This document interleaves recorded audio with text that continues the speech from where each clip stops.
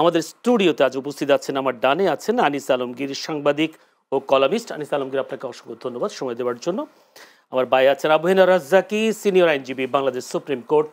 আপনাকে অসংখ্য ধন্যবাদ সময় দেওয়ার জন্য। দর্শক, পুরো অনুষ্ঠান জুড়ে আপনাদের সাথে আছি আমি জয়নুল আবেদিন। প্রথমেই যেতে চাই সিনিয়র সাংবাদিক ও কলামিস্ট জনাব আনিস আলমগীরের কাছে। আনিস আলমগীর, আইনজীবীর কাছে গেলে তো না না না, শুরু করি। আপনি যেহেতু সাংবাদিক, দীর্ঘদিন সাংবাদিকতা করেছেন, সেই ক্ষেত্রে আমরা একটু শুনতে চাই আপনার কাছ থেকে।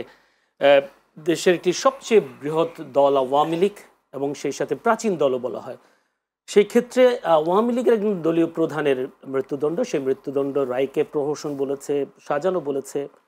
যদি আমরা দেখেছি ভিডিও বক্তব্য দিতে জাহাঙ্গীর কবির নানক, তিনি বলেছেন সাজানো প্রহসন নির্বাচন মানে না জনগণ। এর রায়ের প্রতিবাদে আজ সকাল সন্ধ্যা সারা দেশে শাটডাউনের কথা বলেছেন। কিন্তু দেখা গেল চিরাচরিত সেই নিয়ম কোনো প্রভাব পড়েনি। কেন পড়েনি বলে মনে হচ্ছে আপনার?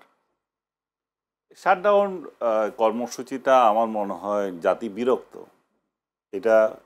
এটার আর ছাড়া পাওয়া বাংলাদেশে খুব কঠিন হবে। বিকল্প কোনো ব্যবস্থা থাকতে হবে। আর দ্বিতীয়ত, আওয়ামী লীগ তো প্রকাশ্য রাজনীতি করছে না। সরকারেরও নিশ্চয়ই এমন প্রস্তুতি ছিল যে এটা প্রতিরোধ করার, সেটারও একটা প্রভাব থাকতে পারে। তো এই কারণে আমার মনে হয় যেন যে কর্মসূচির কথা বললেন আপনি, সেটা অত ওইভাবে সারা দেশে হয়নি। কোথাও কোথাও তো হয়েছে বিক্ষিপ্তভাবে, সেটাকে কিন্তু আবার মানদণ্ড হিসাবে ধরে যাওয়ার মতো আমি দেখছি না। এই কারণেই। আর আপনি যে বলছেন, এটা আপনার পরের কোয়েশ্চেনটা কি ছিল? একই প্রশ্ন যে আমরা দেখেছি 13 নভেম্বর যখন ঘোষণার কথা আসে, রায়ের তারিখ ঘোষণা, তার আগে থেকে আমরা দেখেছি শাটডাউন হয়েছে। একেবারে হয়নি এমন না, রাস্তায় ঘাটে গাড়ি কম ছিল, যানবাহন কম ছিল, বিক্ষিপ্ত বিচ্ছিন্নভাবে ককটেল বিস্ফোরণ, বাসে আগুন দেওয়ার ঘটনা ঘটেছে। কিন্তু 17 নম্বর রায়ের পর আমরা দেখলাম না আওয়ামী লীগের নেতা কর্মীদের কোনো কর্মসূচি বা কোনো উপস্থিতি দেখলাম না। 17 তারিখ যেটা, 13 তারিখ যেটা ছিল, সেটা হচ্ছে তারা সারা দেশ থেকে আহ্বান করেছে ঢাকায় আসার জন্য। এখন তো তারা আহ্বান করেনি যে ঢাকায় আসো এবং এই আন্দোলন করো। আমার যতদূর ধারণা, তারা ঢাকায় যারা এসেছিল তারা চলে গেছে, আর অনেকের তো গ্রেফতারও করেছে। ওই দিনের কর্মসূচিতে অনেকে গ্রেফতার করেছে। তো এমন অবস্থায় তাদের নেতা কর্মীরা তো বেশিরভাগই পলাতক অবস্থায় আছে। এই অবস্থায় তারা আর কি করবে? আমার মনে হয় সেই কারণেই এটাতে তেমন প্রভাব পড়ছে না। 17 তারিখ যেভাবেই ছিল, 13 তারিখ যেভাবে ছিল, সেটা এখন নাই। আর কালকে তো কিছুটা সরকার নিজেই করেছে মনে হয়, এবং 13 তারিখও সরকারই করেছে। সরকারের দলেরই অধিকাংশ লোকজন, মানে সরকার সমর্থকরাই অধিকাংশ রাস্তায় ছিল, রাজপথে ছিল। তো সরকার হয়তো বুঝেছে যে সরকার আসলে আমরা কেন সফল করে দেব। তারপরও 32 নম্বর আক্রমণ করতে গিয়ে যে কাহিনী ঘটেছে, যে রাত, মানে সেই রাত পর্যন্ত যে সংঘর্ষ হয়েছে, সেই প্রসঙ্গটা নিয়ে আসবো আনিস আলমগীর। আমি তবে আরেকটা প্রশ্ন আপনার সাথে করতে চাই, সেটা হলো নেতাকর্মীদের মনে কি এই অবজারভেশন এসেছে কিনা যে যারা বিদেশে পালিয়ে গেছে তারা খুব আরামে আছে, আয়েসে আছে, কিন্তু আমরা আন্দোলন করতে গিয়ে কেন আমরা জেলের ঘানি টানবো, সেই কারণেই কিনা আবার রাস্তায় নামছে না, এরকম নাকি বিষয়টা? কোনো আমার মনে হয় না। কারণ যারা রাজনীতি করে এরা অধিকাংশই অন্ধ ধরনের থাকে। সেই উপলব্ধি যদি আসলে তো ভালো। ভাই, আপনারা একটা আন্দোলন কর্মসূচি দিয়ে দেশের বাইরে বসে আছেন আরামে, আর আমরা এখানে আন্দোলন করব, আমরা জেলে যাব, আমরা কেন এই দায়িত্ব নিতে যাব? এটা যদি হয়ে থাকে, সব রাজনৈতিক দলের নেতাকর্মীদের যদি এরকম একটা শুভবুদ্ধি থাকে, তাহলে তো ভালো। কিন্তু আমাদের রাজনৈতিক কর্মীগুলো তো তা না। এগুলো অন্ধ জঙ্গি আচরণ করে, কোনো বিবেক বোধ বুদ্ধি ছাড়া ওরা একজনের পক্ষে নামে, সেখানে ন্যায় অন্যায় কি তারা দেখে না। এটা তো আমাদের দীর্ঘদিন থেকে দেখে এসেছি।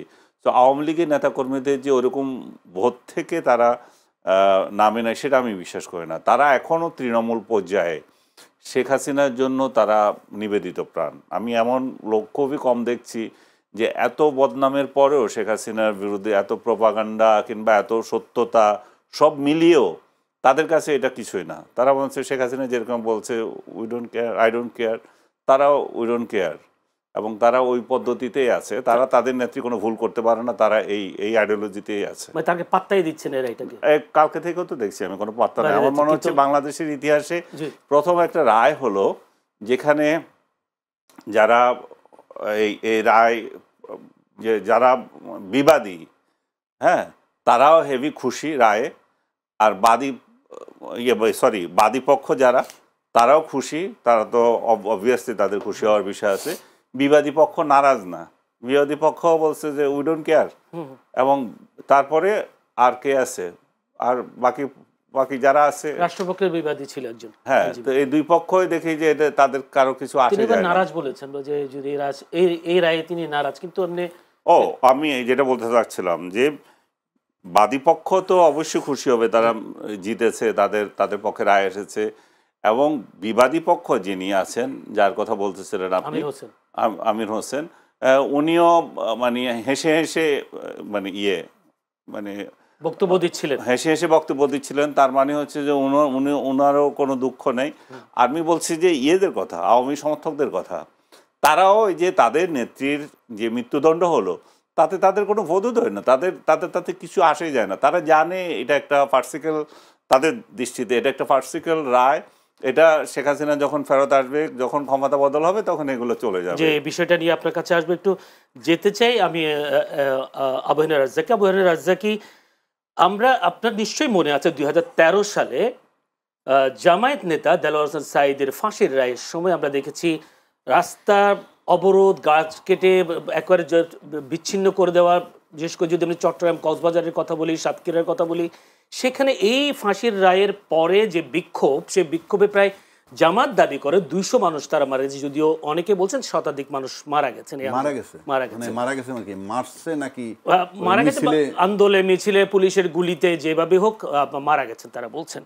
কিন্তু এই দেশের একটা বৃহৎ দলের একজন প্রধান, তার ফাঁসির রায়ে কোনো প্রতিক্রিয়া দেখছেন না, এটা কিভাবে হয়? মানে একটা রাজনীতিতে এটার কোনো প্রভাব পড়ছে নাকি আসলে প্রভাব পড়ে নাই? আসলে রাজনীতির প্রভাবটা আমরা একটু পরে আসি। রাজনীতির ভিতরে তো অবশ্যই এটার প্রভাব পড়বে। আর যে জননেত্রী বলেন ওনাকে, শেখ হাসিনা, মাননীয় প্রধানমন্ত্রী, সাবেক প্রধানমন্ত্রী, এগুলো আমরা বললে আবার অনেকে কমেন্ট করে সাবেক প্রধানমন্ত্রী বলেন কেন। ইনফ্যাক্ট আমি শ্রদ্ধা থেকে কাউকে করতে চাই। প্রধানমন্ত্রী ছিলেন, উনি বঙ্গবন্ধুর কন্যা, উনি এইটুক সম্মান পাবেন। বেগম খালেদা জিয়ার আমি খালেদা বলতেও রাজি না, এটা ঠিক আছে। কিন্তু প্রশ্ন হচ্ছে যে আপনার অ্যাকশন, এটা আপনি যদি শেখ হাসিনার বেলায় আসেন, আপনি সিম্পলি দেখবেন থার্ড ল অফ নিউটন বলতে পারেন যে every action has an equal and opposite A reaction. এবং আপনি ওই যে জামাতের যে কথাটা বললেন, ওই সময় দেলোয়ার হোসেন সাঈদীর যে রাস্তায় যে শত শত লোক নেমেছে বা হাজার হাজার লোক, পরবর্তীতে রায় পরিবর্তিত হয়েছে। পাশাপাশি যদি আপনি আরেকটা জিনিস চিন্তা করেন, ওই সময়ের যারা মৃত্যুদণ্ড প্রাপ্ত, তো মৃত্যুদণ্ড হয়েই গেল, কিন্তু তার ভিতরে যিনি ছিলেন সে কিন্তু সময়ের ব্যবধানে আবার অ্যাপিলেট ডিভিশন থেকে এসে খালাস পেয়ে গেলেন। তাতে একটা প্রশ্ন ন্যাচারালি এসে যায় যে তাহলে ওই বিচারগুলো কেমন ছিল। আজকে যেমন এই বিচারটা নিয়ে ক্যাঙ্গারু বিচার করা হচ্ছে, বলা হচ্ছে, কিন্তু ওই যে বিচারটা হয়েছিল ওই সময়, তার একজন আসামি কিন্তু খালাস পেয়েছেন। এবং এই খালাস পেয়েছেন যে বিচারকরা আলটিমেটলি যারা ছিলেন ওই সময়ের বিচারকরাই হয়তো আস্তে আস্তে উপর দিকে এসে অ্যাপিলেট ডিভিশনে বসছেন। এটার মানে হচ্ছে যে মানে স্বচ্ছতা নিয়ে যদি আপনি প্রশ্ন করেন, তাহলে ওই বিচারটা নিয়ে আপনার একটা স্বচ্ছতা প্রশ্ন আনতে পারেন। কিন্তু যদি আজকের এই বিচারটা আনেন, আজকের বিচারটা কতগুলো বিষয় আছে খুব ভাইটাল। যেমন যে সমস্ত মামলা, যেমন শেখ হাসিনা একটা গুলিও নিজের হাত দিয়ে করে নাই, আমি একমত। স্বরাষ্ট্রমন্ত্রী কামাল একটা গুলিও নিজের হাত দিয়ে করেন নাই, আমি একমত। ইভেন আইজিপিও হয়তো করেন নাই, বাট আইজিপির হুকুমটা পুলিশের কাছে গেছে। আইজিপিকে হুকুমটা দিল কে? সেই হুকুমের আসামির বিচারটা হয়েছে। তো সেক্ষেত্রে তো প্রধানমন্ত্রী বলেন আর স্বরাষ্ট্রমন্ত্রী বলেন, তারা তো থানার ওসিকে হুকুম দেবে না, ন্যাচারালি এটা আইজিপির কাছে আসবে। সেই হিসেবে বিচারটা করার ক্ষেত্রে রাজসাক্ষীটা খুব ইম্পর্টেন্ট ছিল। সেদিক থেকে একটা বিষয়। আর একটা ইউএনের যে রিপোর্ট, সেই ইউএন রিপোর্টটাকে সে আবার করোবরেট করছে, মানে সমর্থন করা। মানে এগুলো বিচারের দিক থেকে মোটামুটি আমি বলবো, আমি তো আর ভিতরে লয়ার ছিলাম না, তো মোটামুটি স্বচ্ছ বলে। এখন ন্যাচারালি উল্টা দিকের যিনি লয়ার আছেন, উনি যে বলছেন সঠিক বিচার হয় নাই, আপিল করলে খালাস হবে, আমি একমত, উনি বলতেই পারেন। আর এটা আপিল করার জন্য স্কোপ হইলেও ওনাকে এসে আপিল করতে হবে উইদিন 30 days। এখন আসলে আপনার প্রতিক্রিয়াটা যদি আপনি লক্ষ্য করেন, 13 তারিখ কিন্তু একটা ডেট দিয়েছিল কি রায় কবে দিবে সেইটা নির্ধারণ করার জন্য। তার মানে কি, আমার কাছে মনে হচ্ছে যে আদালত বলেন, সরকার বলেন, স্বরাষ্ট্রমন্ত্রী বলেন, নিরাপত্তার তারা বোধহয় একটা টেস্ট কেস করছেন যে 13 তারিখ আমরা দেখি প্রতিক্রিয়াটা কি হয়। এবং এই 13 তারিখ দেখার পর কিন্তু ওই দিন যদি খুব ভালো ব্যাপক প্রতিক্রিয়া হইতো, কারণ আমাদের দেশের রাজনৈতিক প্রতিক্রিয়ার শর্তই হইল ভাঙচুর জ্বালাও পোড়াও, আর কোনো কথা নাই। ভাঙচুর জ্বালাও পোড়াও ম্যান্ডেটরি। আমি সভ্য জগতের কথা আমি দেখি নাই, পৃথিবীর বহু দেশ ইয়েবাইও দেখছেন, আনিস আলমগীরও দেখছে যে একটা প্লাকার্ড লাগায় এক জায়গায় রাইখে আসে, ব্যাস ওখান থেকে তুলে নিয়ে তারা প্রতিক্রিয়া দেখে তার উপরে। কিন্তু আমাদের দেশে এইটা 13 তারিখ যখন ব্যাপকতা লাভ করেনি, 17 তারিখ ডেট দিয়ে দিছে। ওই দিন যদি ব্যাপকতা লাভ করতো তাহলে হয়তো ডেটটা আরেকটু পিছাইতেও পারতো। সুতরাং প্রতিক্রিয়ার দিক থেকে আপনি এটা খুব ভালো প্রতিক্রিয়া হয় নাই, যেটা ভাঙচুর যেটা বলার। এবং এক্ষেত্রে মানে শেখ হাসিনা বঙ্গবন্ধুর কন্যা 16টা বছর শাসন করছেন। আজকে দেখলাম একটা পত্রিকা আসছে, আমার দেশ পত্রিকায়, 230 বছরের ইতিহাসে উনি দ্বিতীয় মহিলা সরকার প্রধান যার মৃত্যুদণ্ড হলো। এখন আপনি আসেন কি মানে প্রতিক্রিয়াটা, এখানে মনে করেন সবার আগে ডিমোরালাইজড হয়ে গেছে স্বয়ং শেখ হাসিনা।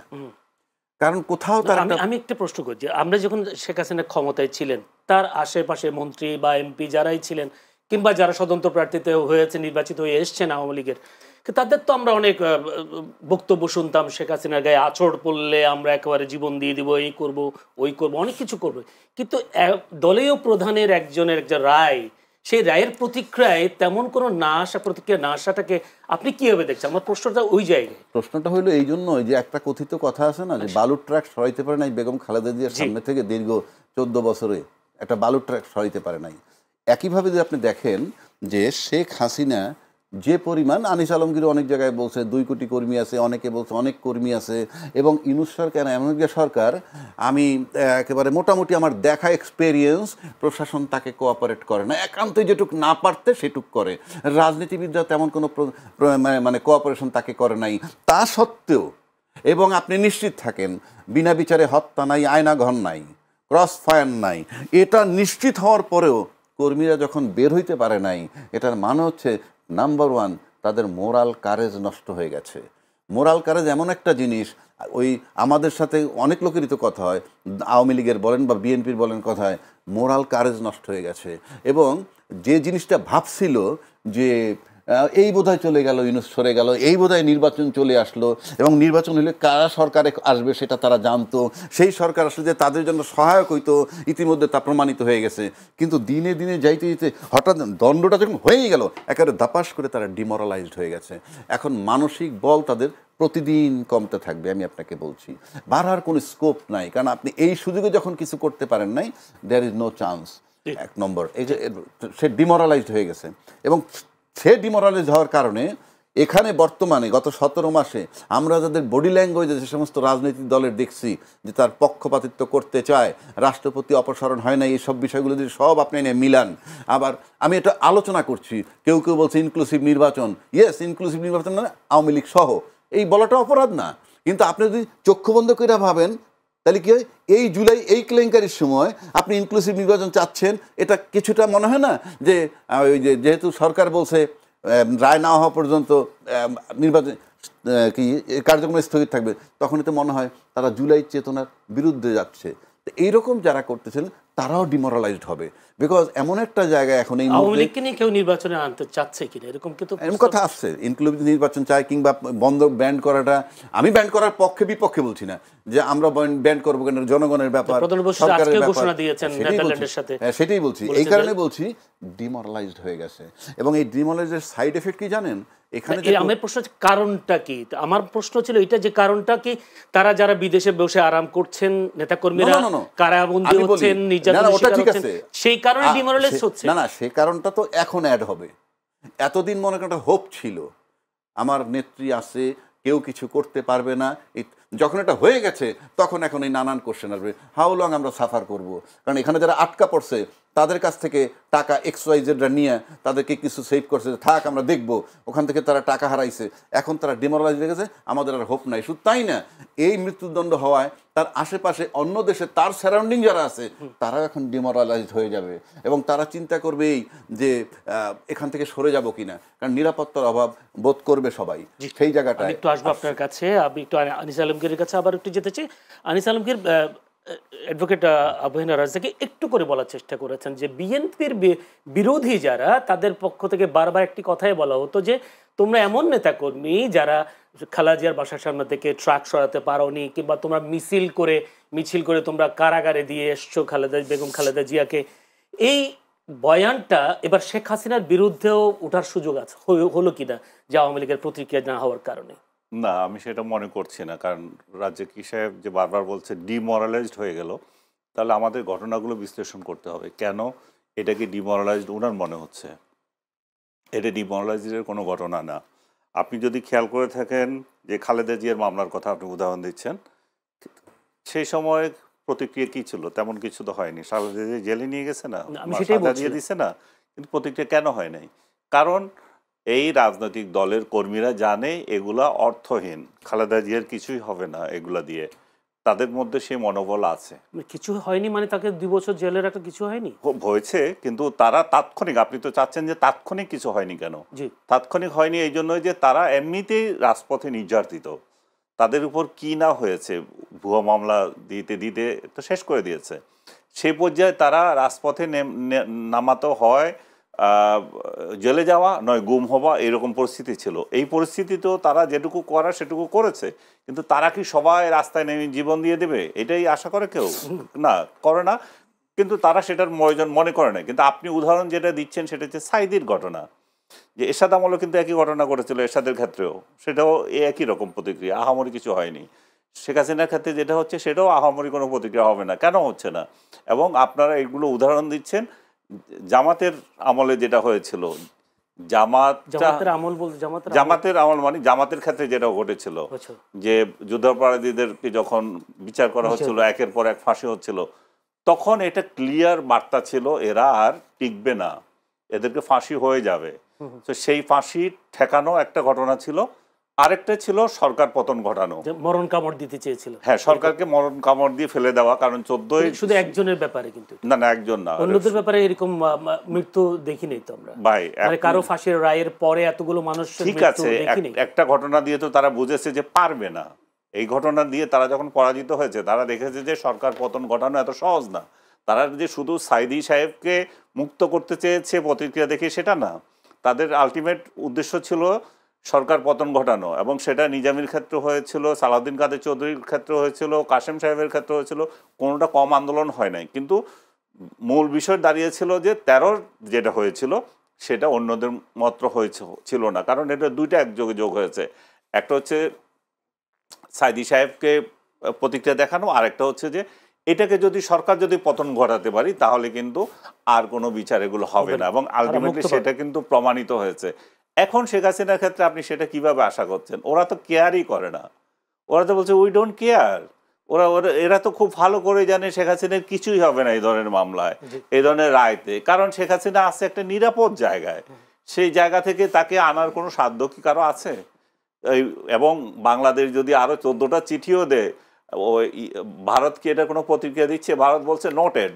দেখেছি, হ্যাঁ আমরা এটা দেখেছি। ভারত কি বলছে? আমরা দিব না, দিয়েছি, কিসে বলেন নোটেড। তার মানে আমি তোমার এটা দেখলাম, এটার কোনো গায়ে মাখার কিছু নাই। সো এবং আমাদের একজন উপদেষ্টা এখন ওইখানে ভ্রমণ করছে এখন, বা কালকে যাবেন কালকে। তো উনি গিয়েও যে বড় কিছু করবেন তা তো না, কেউ তো আশা করে না যে খলিলুজ্জামান নিয়ে আসবেন। আপনাকে অসংখ্য ধন্যবাদ। আমি সেই কারণে এটা হচ্ছিল না। একটা প্রশ্ন নিয়ে আসবো, সেটা হচ্ছে যদি শেখ হাসিনাকে ফেরত না দেয় সেটা নীতি বহির্ভূত কিংবা চুক্তি বহির্ভূত হবে কিনা। জনাব আনিস আলমগীর বলছিলাম, বাংলাদেশ এবং ভারতের সাথে একটা বন্দি প্রত্যর্পণ চুক্তি বা অপরাধী প্রত্যর্পণ চুক্তিটা ছিল, যেটা করা হয়েছিল ভারতেরই স্বার্থে, যদিও বলি 2013 সালে সম্ভবত অনুপ চেটিয়াকে তারা নিয়ে যাওয়ার জন্য। যে আপনি বলছেন ভারত শেখ হাসিনাকে ফেরত দেবে না, না দেওয়াটা কি তারা কি চুক্তি বহির্ভূত কাজ করতে চাচ্ছে? আপনার দৃষ্টিতে হয়তো চুক্তি বহির্ভূত কাজ, আমার দৃষ্টিতে আপনি বা আমার দৃষ্টিতে হতে পারে। আমি বলছি আপনি বলতে চাচ্ছেন, আমি বাংলাদেশি কারো দৃষ্টিতে। আর ভারত এটাকে যুক্তি হিসাবে খাড়া করানোর জন্য তাদের কাছেও কিন্তু যুক্তির অভাব নাই। তারা বলবে যে এই বিচারটা কি স্বচ্ছ হয়েছিল কিনা। আমরা একজন ব্যক্তিকে, যিনি সাবেক প্রধানমন্ত্রী, আপনাকে হাতে তুলে দেব কি হত্যা করার উদ্দেশ্যে বা দণ্ডিত করার উদ্দেশ্যে, সেই জায়গায় আমাদের মরালিটির জায়গা আছে। আমরা আমাদের জনগণের কাছেও জবাবদিহি করতে হবে যে আপনি একটা ফার্সিক্যাল বিচার হয়েছে তাদের দৃষ্টিতে, আমার দৃষ্টিতে না, সেই জায়গায় তাকে তুলে দিচ্ছেন কেন? আপনি ভারতীয় মিডিয়াগুলোর দেখেন, তারা কি কেউ বলছে এটা একটা স্বচ্ছ বিচার হয়েছে? সরকারের পক্ষ থেকে বলা হয়, সরকারের পক্ষ থেকে তো তার নোটেড, তার মানে হচ্ছে তারা আরও পাত্তা দেয় না। তো এরকম পরিস্থিতিতে আপনি আশা করতে পারেন না যে শেখ হাসিনাকে ইমিডিয়েটলি কেউ দিয়ে দেবে। এবং আমরা যারা এখানে বসে আছি যে শেখ হাসিনাকে দেবে, ফাঁসি দেখব, এবং যারা জুলাইতে যারা নিহত হয়েছে তাদের পরিবারও আশা করে যে তারা এই বিচার দেখে যাবে, সেটা আমার মনে হয় মানে খুবই ডিফিকাল্ট হবে। এবং এই যে বিচার প্রক্রিয়া, যে এই যে কেন যে ডিফিকাল্ট হয়ে গেল এবং এই বিচারটা কেন প্রশ্নের সম্মুখীন হচ্ছিল, সেটা যদি আপনি আমাকে পর কোশ্চেন করেন আমি জবাব দেব। ধন্যবাদ। আপনার কাছে আসবো অ্যাডভোকেট আবু হেনা রাজ্জাকী, যেহেতু অ্যাডভোকেট আইনজীবী। আবু হেনা রাজ্জাকী, বন্দি প্রত্যার্পণ চুক্তি যেটা হলো ভারত এবং বাংলাদেশের সাথে, আনিস আলমগীর বলছেন কখনো ফেরত দেবে না ইন্ডিয়া ভারত। আচ্ছা, ফেরত না দেওয়ার কোনো যুক্তি আছে কিনা, বা তিনি বলছেন যুক্তি তাদের কাছেও আছে, আসলে কি যুক্তি থাকতে পারে যে বন্দি প্রত্যার্পণ চুক্তির আওতায় তাকে ফেরত না দেওয়া? শোনেন, চুক্তিতে সবসময় দুইটা পক্ষ থাকে এবং দুইটা পক্ষের এখানে কনসিডারেশন থাকে, মানে ভাইস ভার্সা, বিনিময়। উনি ফ্ল্যাট বেচবে, আমি কিনবো, এটা হলো চুক্তি। কিংবা আমি জমি বেচবো, সে কিনবে, বন্দি বিনিময়। তোমার এখানে যদি আমার দেশের যাকে রাষ্ট্রদ্রোহী বা শত্রু মনে করা এরকম কেউ আশ্রয় দাও, তাকে চাইলে ফেরত দিবা, আবার আমরা ফেরত চলে দিবা। এই হলো বন্দি বিনিময় চুক্তি। তার ভিত্তিতে আমরা অনুপ চেটিয়াকে ফেরতও দেওয়া হয়েছে। এখন ন্যাচারালি যারা বড় কান্ট্রি, বড় দেশ, তাদের শক্তি অনেক বেশি, তাদের ইন্টারন্যাশনাল ইয়েও বেশি, তারা এটার ভিতরে অনেক ক্লজ আছে যে তাকে যে ফেরত দিব যদি তার নিরাপত্তার ঝুঁকি মনে করি, তাইলে একটা বিষয়টা হচ্ছে এখন তো তার মৃত্যুদণ্ড হয়েছে। এখন এই মৃত্যুদণ্ড প্রাপ্ত, এখন এই রায় হওয়ার পূর্ব পর্যন্ত আপনি তাকে সাবেক প্রধানমন্ত্রী বলেন, যা কিছু বলেন, কারণ দোষী প্রমাণিত না হওয়া পর্যন্ত তাকে অপরাধী বলা যায় না। But now it is proved. আপনি কোর্ট রাইট রং এই আলাপ আমাদের এই ফোরামে করা অন্যায়, কারণ জাজমেন্ট এখানে হয়েছে এবং তার আত্মপক্ষ সমর্থন করার সুযোগ আছে। কোর্ট রাইট রং বলার অধিকার নাই কেন আমাদের? আমরা এখানে বসে যে রায়টা ঠিক হয় নাই আমি জনগণ হিসেবে বলতে পারবো, আপনি উকিল হিসেবে বলতে না পারেন, আপনাদের সীমাবদ্ধতা আছে মনে করেন। ওইটা আপনি যদি মনে করেন যে রায়টা খারাপ, জনগণ যে কোনো রায় হওয়ার পর জনগণের প্রতিক্রিয়া দেখানোর অধিকার আছে। প্রতিক্রিয়া দেখান, কিন্তু সেখানে আদালত অবমাননার একটা বিষয় তো রয়েছে। আইন সিদ্ধ হয় না, এটা তো আমি এখানে বসে বলতে পারবো না। আপনি বিচার করতে পারবেন না বলা হচ্ছে আদালত অবমাননা, কিন্তু আপনার বিচারটা ভালো হয়েছে কি খারাপ হয়েছে আপনি বলতেই পারেন। আপনি তো, কারণ ভিতরে আমি ছিলাম না, যাই হোক আমি বলছি কোনটা। তার জন্য আপিল ফোরাম আছে, 30 ডেজের মধ্যে আপিল করতে হবে, 1 নম্বর। 2 নম্বর, তারা আবার রেড নোটিশ দিচ্ছে তার। এখন এই দায়িত্বটা হলো সরকারের। যেমন ধরেন রায় দিয়েছে আদালত, দায় দেওয়া হচ্ছে সরকারকে। এখন যদি বলে যে সরকার ক্যাঙ্গারু কোর্ট চালায়, তাহলে শুধু তো ইউনুস না, সবাই একই জিনিস করে। কাজে এটা নাথিং নিউ। যদি বলা হয় যে এই সরকার ক্যাঙ্গারু কোর্ট বানাইছে, আগের সরকার ক্যাঙ্গারু কোর্ট বানাইছে, কিন্তু আগের সরকারের ক্যাঙ্গারু কোর্টের একটা রায় এখানে খালাস হয়েছে, সুতরাং ওইটা একটা কোশ্চেন মার্ক করা যায়, কিন্তু এটা এখনও কোশ্চেন মার্ক হয়নি। এখন বিষয়টা হচ্ছে কীরকম, যে শেখ হাসিনাকে আনা যাবে না, বিচার করে তাকে ছাড়বে না, ওখানে সে নিরাপদে আছে। এই কথাগুলো বললে আমরা একদিকে যেমন প্রমাণ করে দিই যে শেখ হাসিনা আশ্রয়স্থল ওইখানে, পাশাপাশি ওই দেশটারও বদনাম হচ্ছে, মানে আমরা যদি এটা বলি। আর আর্গুমেন্ট হলো এরকম, মানে সে দণ্ডপ্রাপ্ত হইল, মৃত্যুদণ্ড পাইছে, এখনও সে আসতে পারতেছে না, আসলে মৃত্যুদণ্ড কার্যকর হয়ে যাবে। বিষয়টা কীরকম, যে দুজন কুস্তি লড়তেছে, একজন উপরে একজন নিচে, উপরের জন জিজ্ঞেস করতেছে নিজের কেমন লাগে, তো নিচের জন বলছে রোদ লাগে কার গায়ে। এছাড়া এই কাভারেজ দেওয়া ছাড়া তো আর কিছু না। কারণ আপনি যেইভাবে বিচারের রায়টা হয়েছে, আমরা যেটুকু বাহ্যিকভাবে দেখছি, ওই একটা রাজসাক্ষী এনাফ, আর তার সাথে আপনার ইউএন রিপোর্ট প্লাস ভিডিও, আর রাজসাক্ষী তো দিছে। তা আমার কথা সেখানে না, কথা হলো ইউনূস সরকার যদি এই বিচারটা করছে তার আমলে হয়েছে, এখন এটাকে ইউনূস সরকার যদি চ্যালেঞ্জ করে, উনি যদি এইভাবে নিয়ে নেন যে আমি ফেরত আনবই, তাহলে তাদের সাথে কি টানাপোড়েন চলবে সেটা ভিন্ন কথা। কিন্তু ইন্ডিয়া ফেরত না দেওয়ার যথেষ্ট যুক্তি আছে। কি কারণে? সেটা হলো এই, নাম্বার 1 তাকে শেল্টার দিছে, নাম্বার 2 যে আপনি যতদিন ওখানে সে যাওয়ার পরে, মানে যতদিন সে ক্ষমতায় ছিল, ইন্ডিয়ার সাথে আমাদের দেশের এনসির পোলাপান তারা যা করছে, চিকেন নেক নিয়ে যে সমস্ত বিতর্ক আলোচনা, ওইগুলা কিন্তু হয় নাই। তাহলে কমফোর্ট জোনে ছিল দুই পক্ষের সরকারি ব্যক্তি, আমার কথা বলছি না, দুইটা সরকারি কমফোর্ট জোনে ছিল। সেই কমফোর্ট জোনে যখন 16 বছর ছিল, তাহলে সেই কমফোর্ট জোনটা বিঘ্নিত হয়েছে। এখন যেহেতু সেখানে আশ্রয়, যেখানে দুইটা দিক আছে। নাম্বার ওয়ান, কমফোর্ট জোনে ভারতের সাথে যে শান্তিপূর্ণ সহাবস্থান নিশ্চিত করবে, কমফোর্ট জোন রাখবে, তাদের সাথে তো একটা ভারতের আন্ডারস্ট্যান্ডিং থাকতে হবে অলিখিত, এবং বেকায়দায় পড়লে যাতে তারা সেই শেল্টারটা পায়, সেটা পেয়েছে হাসিনা, 1 নম্বর। আর 2 নম্বর হচ্ছে, এখন যদি তাকে ফেরত আনা হয় বা ফেরত আনতে পারে, আমার কাছে মনে হয় যে আনিস ভাই যে কথাটা বললো যে কখনোই ফেরত দিবে না, আনতেও পারবে না, যদি if it is a fact, এটা বার্তাটা যদি পেয়ে থাকেন কেউ, ওনরা বা XYZ, তাইলে ওটা ফেরত আনতে পারলে এটা ভারতের রাজনৈতিক পরাজয় হবে বাংলাদেশের কাছে। সুতরাং এই সমস্ত বিষয় যদি কাজ করে সেটা ভিন্ন কথা, কিন্তু আপনি যদি চুক্তির প্রতি সম্মান দেখান, ইয়েস, এই তো একদিনে তো সব না, দুইটা দেশ প্রতিবেশী, যে কথা আছে না যে you can change your friends but you can't change your নাইবার্স।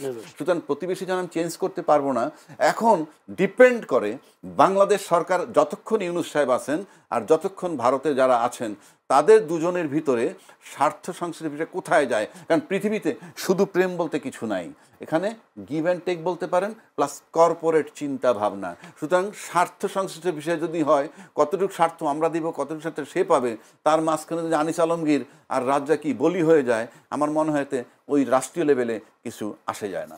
ধন্যবাদ আপনাকে। আনিস আলমগীরের কাছে যেতে চাই। আনিস আলমগীর, আমরা আওয়ামী লীগের শাসন আমলে বারবার যখন তারেক জিয়ার মামলা বা তারেক জিয়া দেশে কেন ফেরে না, সাহস থাকলে দেশে আসো, এরকম শেখ হাসিনাকে বলতে শুনতাম, এখনো কি শেখ হাসিনার বিরোধীরা সেই একই কথা বলার সুযোগ পেল কিনা, যেহেতু শেখ হাসিনা আসছেন না?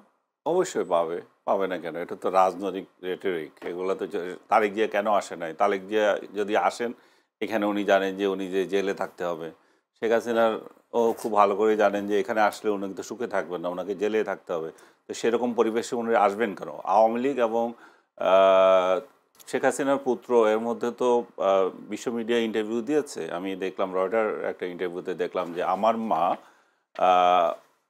ভারতে ভালোই আছেন, ভারতে আছেন, এবং উনি বাংলাদেশে আওয়ামী লীগের অংশগ্রহণ সহ একটা নির্বাচিত সরকার যতদিন প্রতিষ্ঠিত না হবে ততদিন ওনার ভারত থেকে যাওয়ার প্রশ্নই আসে না। তো ওনারা তো বলেই দিয়েছেন যে ওনারা যাবেন না, ওনারা আসবেন না। এবং ভারত সরকার এখনো পর্যন্ত, যেটা আপনাকে আগেই বললাম, দে ডোন্ট অলসো কেয়ার যে বাংলাদেশে কি রায় হলো আর না হলো, কারণ তারা এটা বলে দিয়েছে যে বাংলাদেশে যতদিন ডক্টর ইউনূসের সরকার আছে, মানে এটা এভাবে বলেছে যে বাংলাদেশে যতদিন একটা নির্বাচিত সরকার আসছে না, তার সাথে আমাদের ফুল এনগেজমেন্ট হবে না। আমরা এখন যেভাবে আছি, দেখেন আপনি, পর্যটক সহ নানা ক্ষেত্রে তাদের সাথে আমাদের ভিসা বন্ধ, এবং নানান মানে ন্যূনতম যেগুলো দরকার সে ধরনের কর্মসূচি তারা আমাদের সাথে করছে। আদারওয়াইজ তারা সম্পূর্ণভাবে বাংলাদেশ সরকারকে অ্যাভয়েড করে চলছে। যেটুকু বাণিজ্য না করলে নয় সেটুকু করছে, যেটুকু দাওয়াত না দিলে নয়, যেমন এখন একটা সিকিউরিটি দাওয়াতে যেটাতে দাওয়াত দিয়েছে, যেহেতু সাউথ এশিয়ার অন্যান্য রাষ্ট্রগুলোকেও দাওয়াত দিয়েছে এবং বাংলাদেশও তার একটা সদস্য। তো এখন সার্কের মতো একটা অর্গানাইজেশন, এটা সার্ক না, এটা অন্য অর্গানাইজেশন, সার্কের মতো একটা অর্গানাইজেশনে বাংলাদেশ যদি সদস্য হয়, আপনি যদি সেটার হোস্ট হন, অবশ্যই সেখানে আমার যাওয়ার অধিকার আছে। তো সেই অধিকারে বাংলাদেশকেও দাওয়াত দিয়েছে। এখন বাংলাদেশকে দাওয়াত দিয়ে এখন কি বলবে সেটা হচ্ছে বিষয়। শেখ হাসিনার বাংলাদেশ বলার নিশ্চয় অধিকার এখানে পাচ্ছে, যে সাইড লাইনে যে বৈঠক হবে এটা আমরা শিওর জানি বাংলাদেশ এই বিষয়টা তুলবে, আমরা শেখ হাসিনাকে ফেরত চাই। আর তাদের তরফ থেকে তাদের যে কনসার্নগুলো আছে তারাও সেটা জানিয়ে দেবে, এবং শেখ হাসিনাকে দেবে কি না দেবে সেটাও একটা ভালো জবাব তারা নিশ্চয়ই সেখানে দিয়ে দেবে। আমি একটা প্রশ্ন আপনাকে করি, সেটা হচ্ছে, আমার একটা প্রশ্ন জানার ইচ্ছে, শেখ হাসিনাকে ভারত যেভাবে আশ্রয় প্রশ্রয় দিয়েছে, ভবিষ্যতে এরকম বিএনপি বা জামায়াতের কাউকে আশ্রয় দেওয়ার কোনো সুযোগ আছে কিনা ভারত? প্রথমে একটা প্রশ্ন। দ্বিতীয় প্রশ্ন হচ্ছে, শেখ হাসিনাকে বলতে শুনতাম যে আমি ভারতকে যা দিয়েছি তা কখনো ভুলতে পারবেন, তারই কি প্রতিদান দিচ্ছে ভারত শেখ হাসিনাকে আশ্রয় দিয়ে? হইতে পারে, আমি নিজেও তো এটা সমালোচনা করেছি। শেখ হাসিনা নিজে বলেছেন যে আমি যা দিয়েছি সেটা ভারত আর দিতে পারে, এবং সত্যিকার অর্থে শেখ হাসিনার সরকার যতদিন ছিল ভারতের যত কনসার্ন ছিল সেগুলো পূরণ করেছে, ভারতের যত চাহিদা ছিল সেটা পূরণ করেছে। বাংলাদেশ যে পায়নি সেটাও বললেও মিথ্যা বলা হবে। বাংলাদেশ, ভারত সব নিয়ে গেছে। এই যে প্রোপাগান্ডা করেছিল, ভারত তো ভালো করে একটা থাপ্পড় দিয়ে এই 5 আগস্টের পরে বুঝিয়ে দিয়েছে যে কি আমরা পেয়েছি। তারা যখন অনেক কিছু বন্ধ করে দিল, আমাদের এক্সপোর্ট যেতে দিচ্ছিল না, তাদের বন্দর ব্যবহার করতে দিচ্ছিল না, একটার পর একটা তারা দেখিয়ে দিয়েছে যে তোমরা যে বলে থাকো শুধু আমাদেরকে দিয়ে দিয়েছো, আমরাও যে কিছু দিয়েছি সেগুলো খেয়াল করো। এখন বাংলাদেশিরা বুঝছে যে ভারতও অনেক কিছু দিয়েছে, বাংলাদেশিরা এটাও বুঝেছে যে যে চুক্তিগুলো করেছে সেগুলো যে গোলামি চুক্তি বলা হয়েছিল তার একটাও ডক্টর ইউনূস সরকারের সাধ্য নয় যে বন্ধ করেছে, এবং একটা প্রোপাগান্ডা করেছে বরং এই চুক্তিগুলো আমরা বাতিল করেছি। আসলে কিছুই হয়নি, ওই অর্থে বড় ধরনের কোনো চুক্তিই বাতিল হয় নাই, সব কিছুই আছে। তার মানে এখন আপার হ্যান্ডে আছে ভারত, ভারত নিজেরাই বাংলাদেশের সাথে সম্পর্ক রাখছে না। আর আপনার যে প্রশ্নটা আসছে বিএনপি কিংবা জামায়াতকে এ ধরনের আশ্রয় দেবে কিনা, আসলে রাজনীতিতে কে কোথায় কি হয় সেটা তো বলা যায় না, বাট অ্যাপারেন্টলি মনে হয় যে বাংলাদেশ যদি এ ধরনের কোনো ঘটনা ঘটে তারা আশ্রয় দেবে না। তাদের আশ্রয় দেওয়ার জন্য পাকিস্তান তো আছে, পাকিস্তান তো নিজেই একটা বিনা ভিসায় আমাদের বহু কর্মকর্তা থেকে শুরু করে সবাই অ্যাক্সেস দিয়ে দিচ্ছে। তো তারা তো পাকিস্তানে যেতে পারে, আফগানিস্তানে যেতে পারে, যাদের সাথে সুসম্পর্ক আছে। এবং এই মুহূর্তে 5 আগস্টের পরে আপনি যদি খেয়াল করে দেখবেন পাকিস্তান থেকে অতিথি আসার একটা বন্যা বয়ে গেছে, পাকিস্তান থেকে শিল্পী আসার একটা বন্যা বয়ে যাচ্ছে। পাকিস্তানের যেই সমস্ত আপনি কি বলবেন যে ডানপন্থী নেতাগুলো যেগুলো পাকিস্তানের মধ্যেই সন্ত্রাসের উস্কানিদাতা, সেগুলো বাংলাদেশে এসে এখানে আবার সমাবেশ করছে এবং বলছে যে আপনার যেটা তারা পাকিস্তানে যেটা করে থাকে যে ক্ষুদ্র জাতিগোষ্ঠী অন্যান্য যেগুলো আছে, কে মুসলিম আর কে অমুসলিম সেগুলো নিয়ে পেঁচাল লাগিয়ে থাকা এবং নিজেদের মধ্যে হিংসা জেহাদ করা এবং একজন আরেকজনকে মারা, তারা সেই সমস্ত আইডিওলজিও বাংলাদেশে ইম্পোর্ট করার চেষ্টা করছে।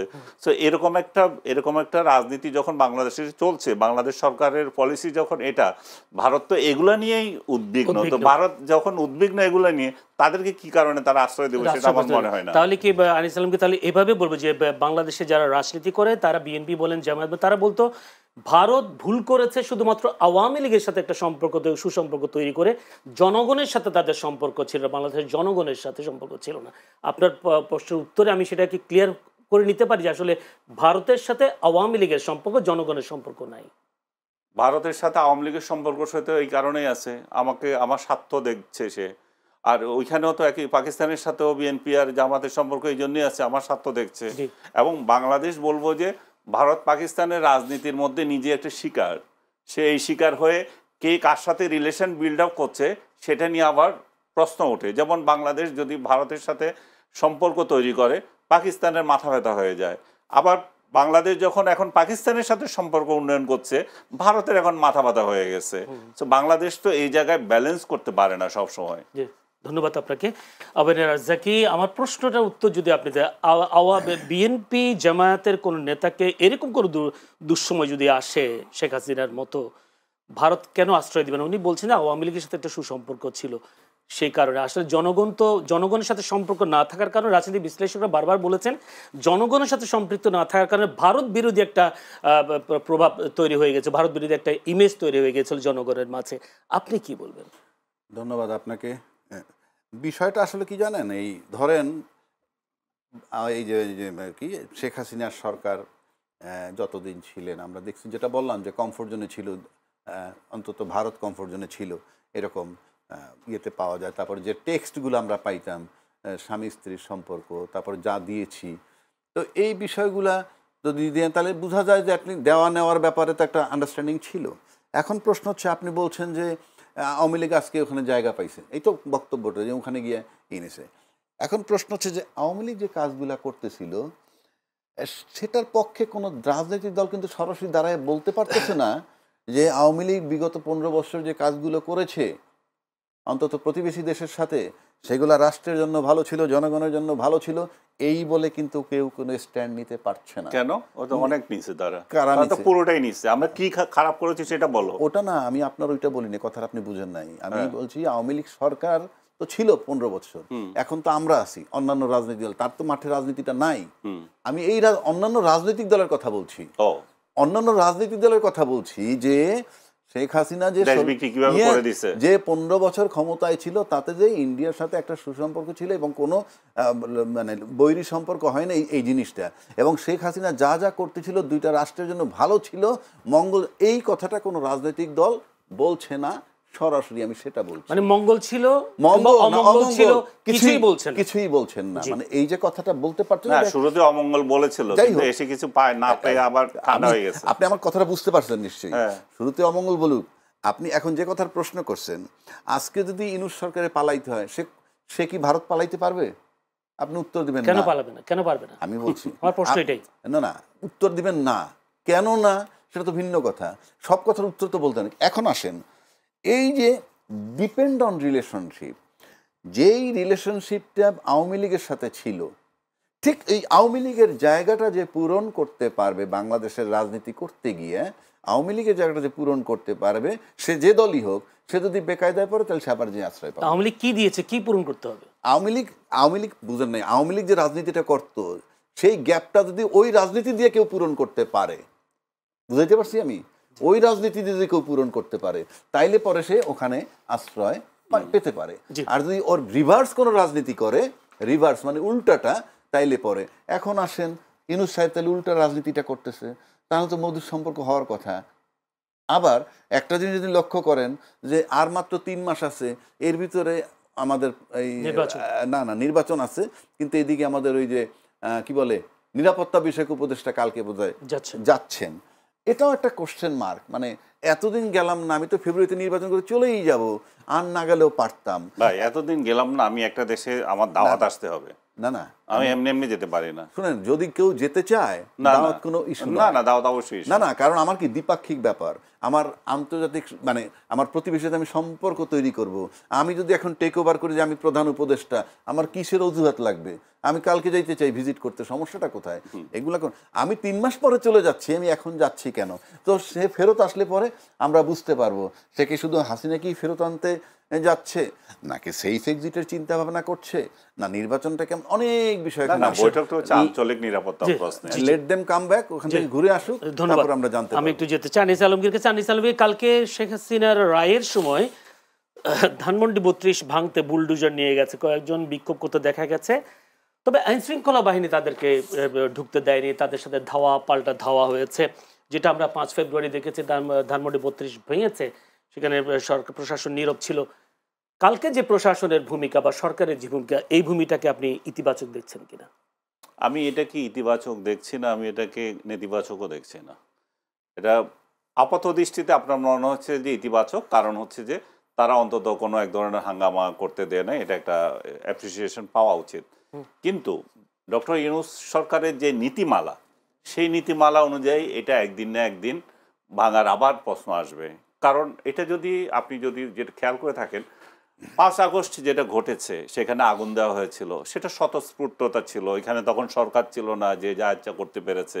কিন্তু এরপরে যখন 5 ফেব্রুয়ারিতে এটা আগুন লাগানো হলো, তখন কিন্তু ফুল ফ্লেজেড একটা সরকার, 6 মাসের একটা সরকার, সেই 6 মাসের সরকার এখানে কোনো কিছুই করেনি, এটা নীরবতা পালন করেছে। নীরবতা হচ্ছে সম্মতি, সেই সম্মতিতে সেটা ভেঙেছে। সেই ভাঙার যে কালচার তৈরি হলো, সেটা হচ্ছে হিংসার রাজনীতি। সেই হিংসার রাজনীতিটা চলমান হয়ে গেল এবং মব কালচার শুরু হয়ে গেল। এইরকম পরিস্থিতিতে এই 32 নাম্বারকে ভাঙা থেকে রক্ষা করতে পারে একমাত্র আওয়ামী লীগ। কিন্তু আমাদের এখানে আওয়ামী লীগ কেন পারে? কারণ তার সেখানে স্টেক হোল্ডার সে। এখন সে কেন পারছে না? কারণ পারছে না, এখানে আমাদের যে ভারসাম্যের যে রাজনীতি, সেটা নষ্ট হয়ে গেছে। আমার একটা পক্ষ আছে, এখন আরেক পক্ষ রাস্তায় নাই। আরেক পক্ষ যখন রাস্তায় না থাকে তখন কি হবে? পাকিস্তান আর ভারত কেন পারমাণবিক যুদ্ধ লাগে না? দুইজনের কাছে তো আছে, কেন লাগবে? কারণ সে জানে তুমি মারলে আমিও মেরে দেব, আমারও আছে। সেই একই কাহিনী এখানেও। ডক্টর ইউনূস যদি 5 তারিখে এটা প্রিভেন্ট করতে পারতেন, তাহলে এটা হতো না। আর এটা না হওয়ার কারণ এখন যেটা হচ্ছে, এটা কিন্তু গতকাল যে শেষ হয়ে গেছে হয়নি। এখন গতকাল উনি কয়েকটা ইট রক্ষা করার জন্য যেভাবে সেনাবাহিনী নামিয়েছেন, পুলিশ বাহিনী নামিয়েছেন, এটা প্রশংসার যোগ্য। কিন্তু এই জিনিসটা তিনি যদি 5 তারিখে করতেন, তাহলে সারা দেশে এই ধরনের পরিস্থিতি আর হতো না। এখন যেটা হয়েছে, এটা কিন্তু থেমে যায় নাই, এটা আবার আসবে, আবার এই দেয়ালের উপর হামলা আসবে। তাহলে আমাদের এই যে হামলার যে কালচার, সেটা ধানমন্ডি 32-এর দেওয়ালে নাকি অন্য কোনো দেওয়ালও আসবে? আমি সেটাই বলতেছি যে হামলার এটা ধানমন্ডি 32-এর দেওয়ালে আবার আসবে। এটা কিন্তু প্রিভেন্ট করেছে শেষ না। কারণ হচ্ছে যে কোনোদিনও সরকার এই ধরনের ঘটনাগুলিতে পূর্ণ মাত্রায় করতে পারবে না যদি সরকারি বেসরকারি দুই তরফ থেকে একটা সহযোগিতা না থাকে। এবং এই কালচার যেটা বলতেছি, ডক্টর ইউনূসের যারা সমর্থক আছেন তারা হয়তো অনেকে মাইন্ড করবেন, এটা আমি বলেছি। এই কালচার যেটা শুরু হয়ে গেল, সেটা যদি আগামীতে আরেকটা সরকার আসে এবং ডক্টর ইউনূসের গ্রামীণ ব্যাংক সহ অন্যান্য সংশ্লিষ্ট প্রতিষ্ঠানে যে হামলা হবে সেটাও একই কায়দায় হবে, তখনকার যে সরকার প্রতিষ্ঠিত থাকবে সেই সরকারের পক্ষেও এটা প্রতিরোধ করা সম্ভব নয়, যেটা আমি আপনাকে বললাম। কারণ এই ধরনের যে কালচার, এই ধরনের যে অরাজকতা আমরা সমাজে সৃষ্টি করে দিয়েছি, সেটা একমাত্র প্রিভেন্ট করতে পারে রাজনৈতিক আপনার প্রতিপক্ষের সাথে আপনার সম্পর্ক, আপনার ভারসাম্য কতটুকু আছে এবং আপনি কতটা সেখানে রোল প্লে করতে পারেন। এখানে তো রোল প্লে করছে না। এখন এখানে ডক্টর ইউনূসের প্রতি কেন এটা হবে জানেন? সেটা হচ্ছে উনার এরকম রাজনৈতিক শক্তি নাই পেছনে, যেটা বিএনপির কিছু এটা করতে পারবে না, বা জামাতে ইসলাম বা আদার্স রাজনৈতিক দলের এটা করতে খবর হয়ে যাবে যারা এগুলো করতে চায়। কিন্তু ডক্টর ইউনূস এটা পারবে। কেন পারবে? কারণ উনার তো একটা রাজনৈতিক শক্তি নাই। ধন্যবাদ, অসংখ্য ধন্যবাদ। দর্শক, এতক্ষণ আলোচনা চলছিল হাসিনা রায় ও আওয়ামী লীগের প্রতিক্রিয়া।